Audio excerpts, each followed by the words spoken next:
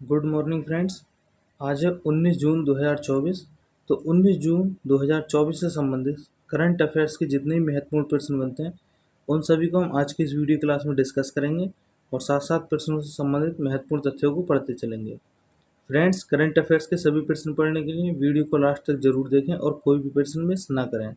और यदि आपने हमारे यूट्यूब चैनल एग्जाम स्टडी 94 को भी सब्सक्राइब नहीं किया है तो चैनल को सब्सक्राइब जरूर करें, जिससे प्रतिदिन सुबह 5 बजे करंट अफेयर्स की वीडियो को नोटिफिकेशन आपको मिल जाए। शुरू करते हैं आज की क्लास 19 जून 2024 से संबंधित करंट अफेयर्स। देखते हैं पहला प्रश्न। हाल ही में विदेश मंत्रालय ने किस बैंक के साथ ई माइग्रेट के लिए समझौता ज्ञापन पर हस्ताक्षर किए हैं? तो विदेश मंत्रालय ने ई माइग्रेट के लिए भारतीय स्टेट बैंक के साथ समझौता ज्ञापन पर हस्ताक्षर किए हैं। तो इस क्वेश्चन का राइट ऑप्शन होगा बी, भारतीय स्टेट बैंक। अब ई माइग्रेट के बारे में पढ़ लेते हैं। विदेश मंत्रालय ने कहा कि यह समझौता भारतीय प्रवासी श्रमिकों के सुरक्षित और कानूनी प्रवास के दायरे को और सुविधाजनक बनाएगा। माइग्रेंट पोर्टल की शुरुआत 2014 में हुई थी। इस समझौते के तहत एसबीआई ई पे और ई माइग्रेट पोर्टल के साथ इंटीग्रेट किया जाएगा। इंटीग्रेशन का मकसद भारतीय प्रवासी श्रमिकों, भर्ती एजेंटों और पोर्टल के अन्य यूजर्स के लिए एक एकत्रित डिजिटल पेमेंट सर्विस प्रदान करना है। तो इस क्वेश्चन का जो राइट ऑप्शन होगा वो होगा बी, भारतीय स्टेट बैंक। देखते हैं अगला प्रश्न। भारतीय रिजर्व बैंक ने किस सहकारी बैंक का लाइसेंस रद्द कर दिया है? तो भारतीय रिजर्व बैंक ने पूर्वांचल सहकारी बैंक का लाइसेंस रद्द कर दिया है। तो इस क्वेश्चन का राइट ऑप्शन होगा बी, पूर्वांचल सहकारी बैंक। देखते हैं अगला प्रश्न। हाल ही में T20 विश्व कप में एक मैच में 4 ओवर मेडन फेंकने वाले पहले गेंदबाज कौन बने हैं?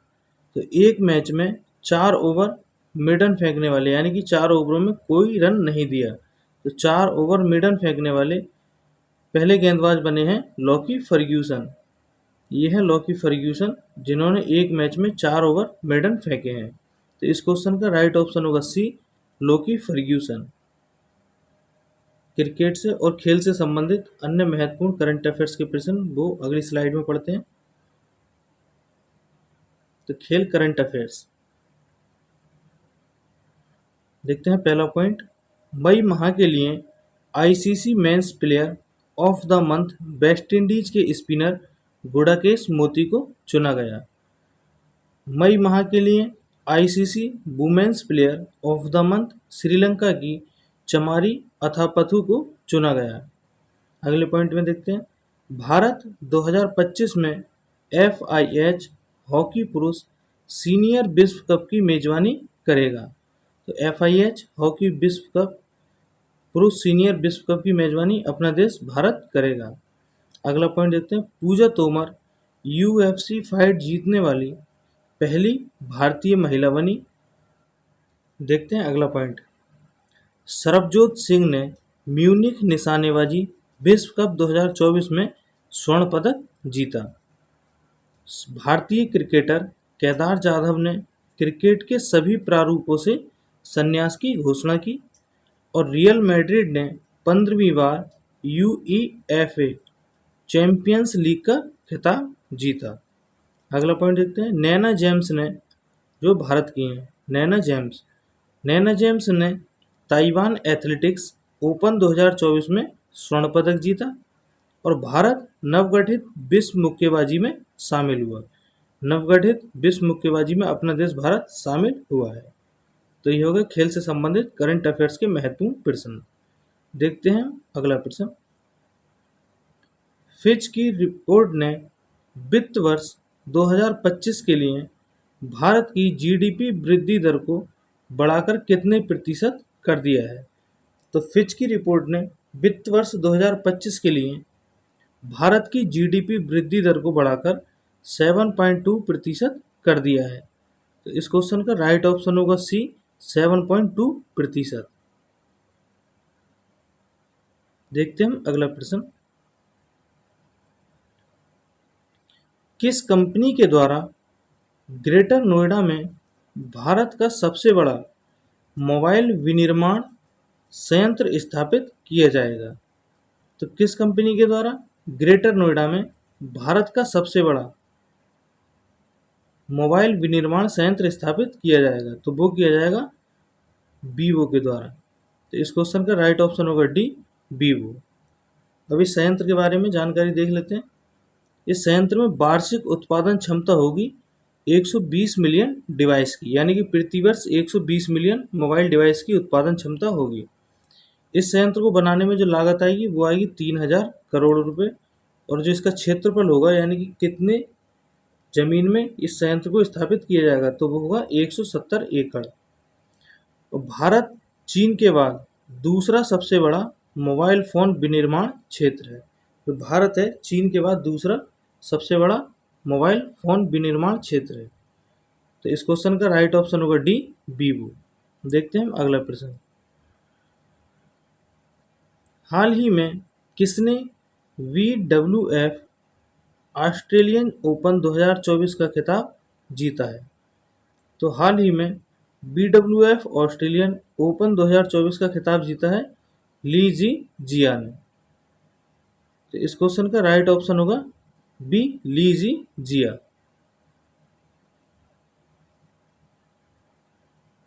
देखते हैं अगला प्रश्न।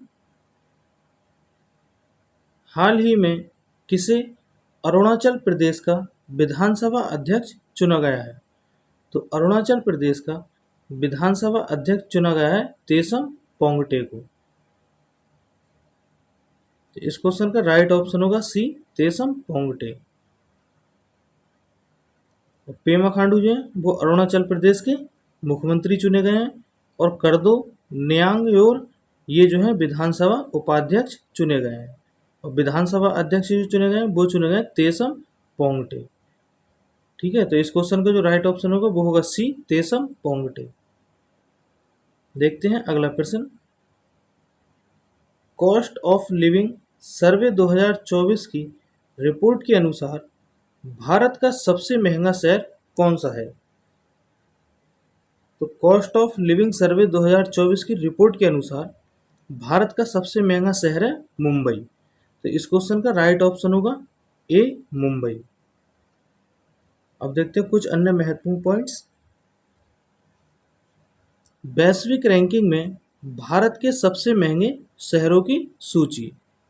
तो वैश्विक रैंकिंग में भारत के सबसे महंगे शहर हैं, जिसमें मुंबई का स्थान है 136वां स्थान, नई दिल्ली का स्थान है 164वां स्थान, चेन्नई का स्थान है 189वां स्थान, बेंगलोर का स्थान है 195, हैदराबाद का है 202वां स्थान, पुणे का है 205वां स्थान, और कोलकाता का है 207वां स्थान। तो जो इस क्वेश्चन का राइट ऑप्शन होगा वो होगा ए, मुंबई। देखते हैं हम अगला प्रश्न। हाल ही में critical and emerging technology dialogue पर अमेरिका भारत पहल की दूसरी वार्षिक बैठक कहाँ संपन्न हुई? तो critical and emerging technology dialogue पर अमेरिका भारत पहल की दूसरी वार्षिक बैठक नई दिल्ली में संपन्न हुई। तो इस क्वेश्चन का राइट ऑप्शन होगा बी, नई दिल्ली। देखते हैं हम अगला प्रश्न। हाल ही में किस देश ने यूक्रेन पीस समिट में जॉइंट स्टेटमेंट पर हस्ताक्षर नहीं किए हैं? तो यूक्रेन पीस समिट में जॉइंट स्टेटमेंट पर हस्ताक्षर नहीं किए हैं अपने देश भारत ने। तो इस क्वेश्चन का राइट ऑप्शन होगा सी, भारत। देखते हैं अगला प्रश्न। हाल ही में किसने पर्यावरण संरक्षण से संबंधित नेचर रिस्टोरेशन लॉ को मंजूरी दी है? तो पर्यावरण संरक्षण से संबंधित नेचर रिस्टोरेशन लॉ को मंजूरी दी है यूनाइटेड किंगडम ने। तो इस क्वेश्चन का राइट ऑप्शन होगा ए, यूनाइटेड किंगडम। इस लॉ को यूनाइटेड किंगडम के सभी 27 देशों को मानना होगा। देखते हैं हम अगला प्रश्न।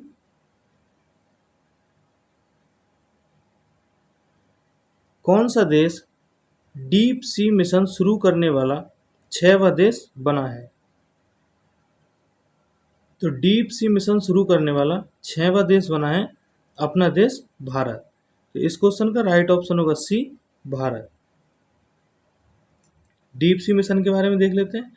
तो इंस्टीट्यूट किस इंस्टीट्यूट के द्वारा शुरू किया जाएगा? ये किया जाएगा national institute of ocean technology के द्वारा। इस मिशन का नाम क्या है? इसका नाम है मत्स्यायन 6000, यानी कि मत्स्यायन 6000। देखते हैं अगला पॉइंट।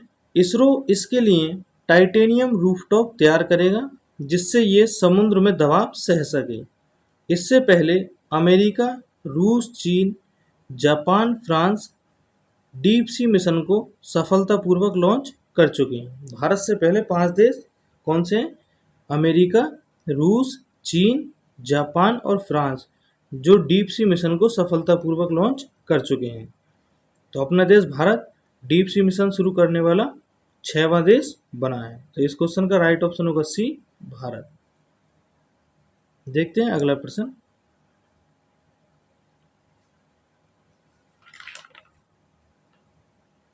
किस देश में पहली बार 40 किलोमीटर दूर से कैंसर के मरीज की रोबोटिक सर्जरी सफल हुई?